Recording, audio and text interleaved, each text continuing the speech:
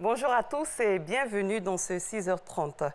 Le président de la République, Alassane Ouattara, est rentré hier soir à Abidjan après un séjour à Paris.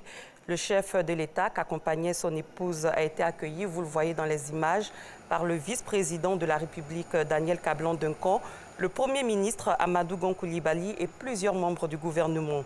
Avant son séjour en France, le président de la République, Alassane Ouattara, a pris part les 28 et 29 janvier au sommet ordinaire de l'Union africaine à Addis Abeba en Éthiopie. Un sommet consacré à la lutte contre la corruption, la réalisation de la zone de libre-échange et le lancement du marché unique du transport aérien.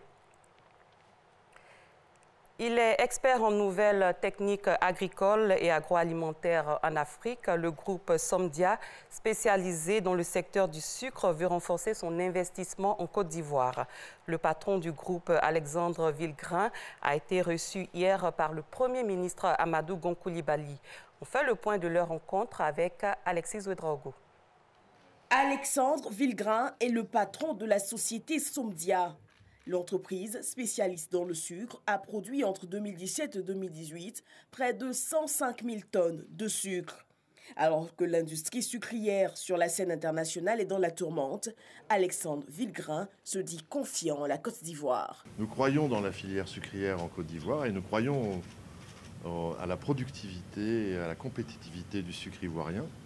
Malheureusement, nous sommes dans un moment où le prix du sucre au niveau mondial est extrêmement faible et n'a rien à voir avec le prix de revient de quiconque le produit dans le monde, même au Brésil.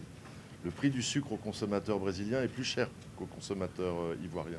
Et pourtant, le cours mondial, et c'est eux qui principalement le font, est très très faible.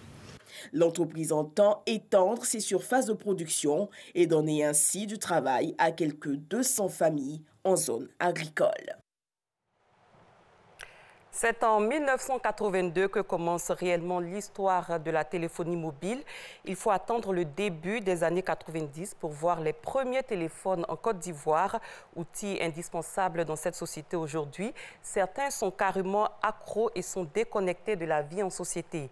À l'occasion de la 18e journée mondiale sans téléphone portable, nos reporters Fidèle Aigné et Franck Wadio se sont intéressés à la relation qu'a tout un chacun avec son téléphone. Son smartphone, elle l'a presque tout le temps. Multifonctionnel. Jeanne écoute la musique, envoie des messages, fait des recherches sur les réseaux sociaux et répond aux appels. Pour elle, il est impossible de rester sans téléphone. C'est le seul objet qui nous permet d'être en contact avec l'extérieur, avec toutes nos activités que nous avons. Et donc dire à quelqu'un de se passer de son téléphone, c'est comme demander à quelqu'un qui ne se porte pas bien de se passer d'une visite chez le médecin.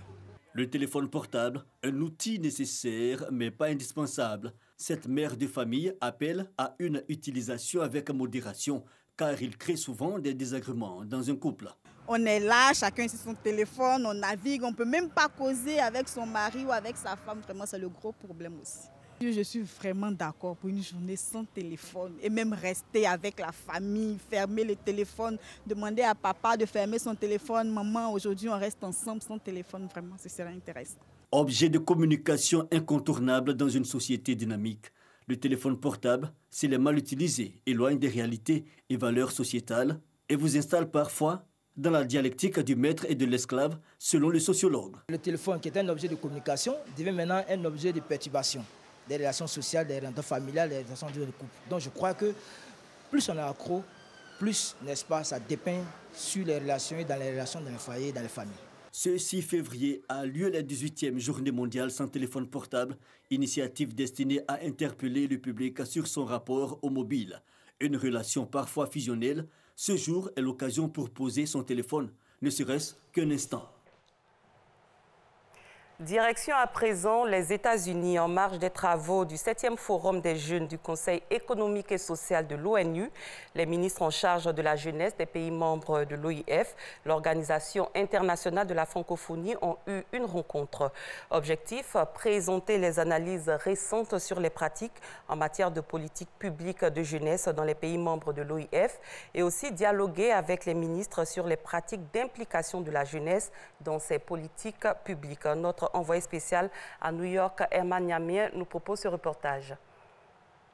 En se réunissant en marge des travaux du 7e Forum des jeunes du Conseil économique et social de l'ONU, les ministres en charge de la jeunesse des pays membres de l'OIF, l'Organisation internationale de la francophonie, veulent apporter une réponse commune aux actions à mener au profit des jeunes pour assurer leur autonomie. Parce que selon une pré-enquête réalisée par l'OIF, les politiques entreprises par le gouvernement en faveur des jeunes sont inopérantes à cause du manque de financement. C'est dans ce sens-là que je voudrais que notre organisation porte, en tout cas, le combat qui consiste à libérer les finances. Comment faire en sorte qu'un jeune qui a un projet auquel il croit fermement et qui a un potentiel va dans une banque pour rechercher des finances et on lui oppose deux facteurs. Le premier, c'est la garantie. L'objectif de cette enquête n'est pas uniquement de poser un diagnostic, mais de renforcer les capacités des structures en charge de la jeunesse. Investir aujourd'hui dans la jeunesse est donc un impératif pour éviter qu'elle se radicalise. Selon les intervenants, une jeunesse oisive est une bombe à retardement. Nous sommes ici pour pouvoir partager les expériences réussies dans les différents pays, mais aussi partager notre conviction que la jeunesse demeure une priorité dans nos différents pays.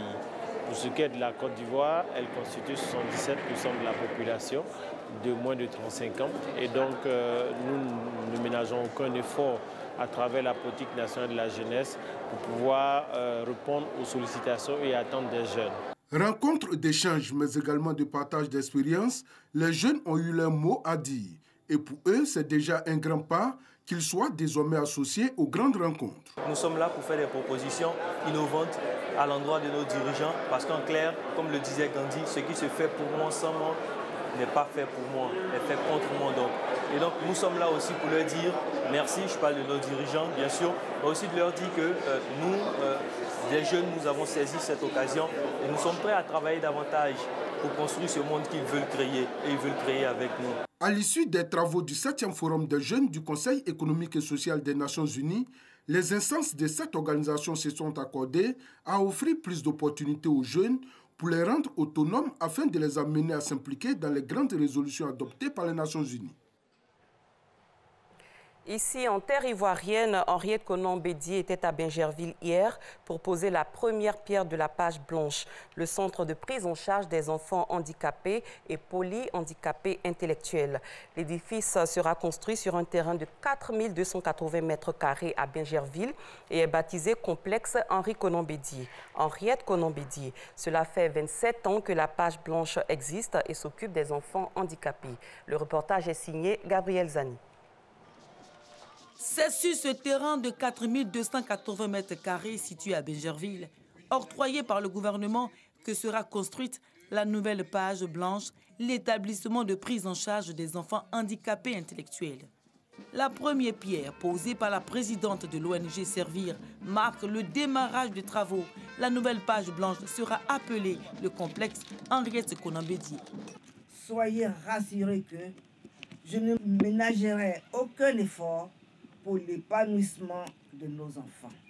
Ensemble, nous leur offrirons ce cadre qui permettra non seulement de soulager les parents, mais aussi de faire leur bonheur.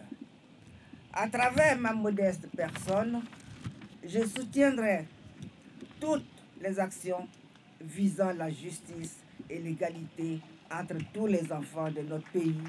Créée par l'AREA, l'Association pour la réinsertion des enfants par une éducation adaptée, la page blanche donne une chance aux enfants polyhandicapés intellectuels, bien souvent rejetés dans nos sociétés traditionnelles. Le complexe comprendra un centre de prise en charge médico-psychopédagogique, des ateliers d'apprentissage professionnel pour jeunes adultes, et un foyer d'hébergement. Aux parents d'enfants handicapés intellectuels, ne désespérez pas, gardez la foi parce qu'on a attendu cela. Aujourd'hui, le jour est arrivé. On espère que les murs vont bientôt sortir de terre et que nous pourrons avoir notre complexe et on pourra accueillir les enfants et les enfants pourront profiter d'une éducation plus performante et pour demain devenir autonomes. D'une capacité d'accueil de 150 enfants, le nouveau centre est beaucoup plus grand que l'ancienne page blanche, qui ne recevait que 35 enfants maximum. Le complexe Henriette Konambédié sera achevé à la fin de 2018. À l'étranger, en Syrie, le bilan des raids aériens du régime de Bachar el-Assad sur la Ghouta orientale, une région rebelle située à l'est de Damas, continue de s'alourdir. 47 personnes, dont 10 enfants, ont été tuées hier. La veille, un bombardement avait fait 31 morts. Voici à présent le reste de l'actualité internationale en bref. Nous démarrons avec le Tchad et c'est signé Sidonie Davila.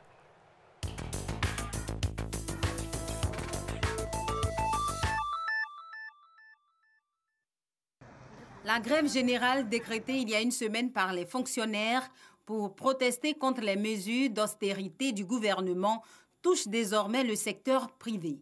Le mouvement a été massivement suivi lundi à N'Djamena. Le personnel des banques, les opérateurs de téléphonie mobile ont cessé également le travail en solidarité avec les travailleurs du public.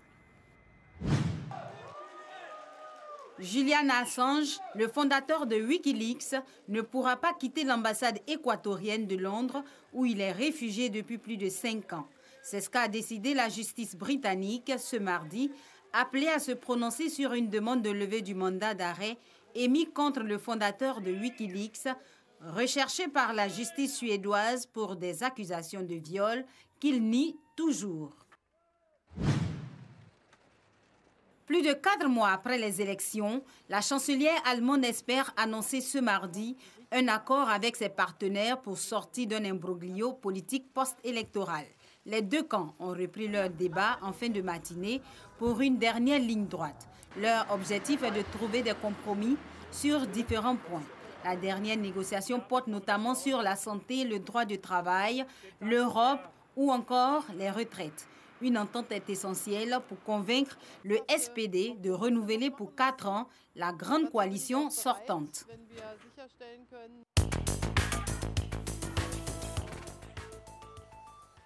Ainsi s'achève cette édition. Merci de l'avoir suivi. Je vous retrouve demain à la même heure.